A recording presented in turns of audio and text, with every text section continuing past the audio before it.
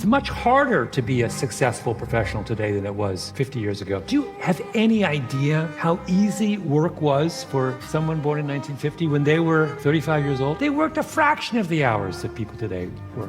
And it was much easier. I'm old enough to remember what it was like being a journalist in the 1980s. When you left your workplace at 6 o'clock, nobody could reach you.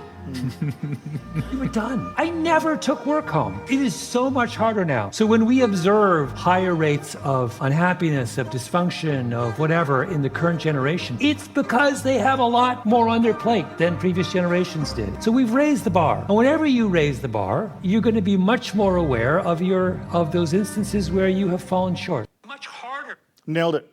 Nailed it. Like most things, Malcolm Gladwell, he's absolutely right and on the money. And I think any of you watching this would know what he's talking about, right? Like, today you're just never off. You're just never switched off. You're never off grid. Even if you try. You can try and leave your phone in another room. It's still going to ring. You're probably going to hear it. And if you're anything like me, if you're disconnected from the things that are connecting you to the world, the anxiety that comes from the disconnection is actually more energy consuming than just being connected. Like, I feel calmer being connected to the world than I do being disconnected from the world and knowing that I'm disconnected. I'll tell you guys a true story. Very recently, we're on tour and I'm traveling, and I got on the plane, and I'm sat on the plane and I'm doing my thing, and the plane takes off, and immediately after the plane took off, I got my phone, got my laptop, I kind of opened the laptop, had the phone on, and I went into the on-air Wi-Fi. And my partner traveling with me was like, how long have you been flying, right? I was like, years. First time I got on a plane was 2002, right? So what's that? 22 years I've been flying. And she says, and when did on-air Wi-Fi become a thing?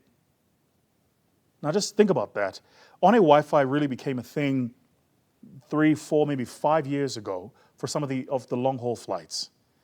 But I got on the plane and I couldn't imagine not being connected. Right, just not being connected. It gave me anxiety. The idea that I was going to be on this long-haul flight that was, I think it was 14 hours, and I wasn't going to be connected. I was like, not happening, I'm connecting immediately. And I think Malcolm Gladwell here is absolutely on the money. You really have to make sure that you're guarded with your time and guarded with the amount of connectivity you allow yourself to the world and that you allow the world to you, because there is a declining rate of productivity, a point at which you're just so connected, you're not, the marginal unit of connection doesn't create an additional unit of productivity. In fact, it begins to diminish, first. But second, I think it's just bad for your health. Cheers.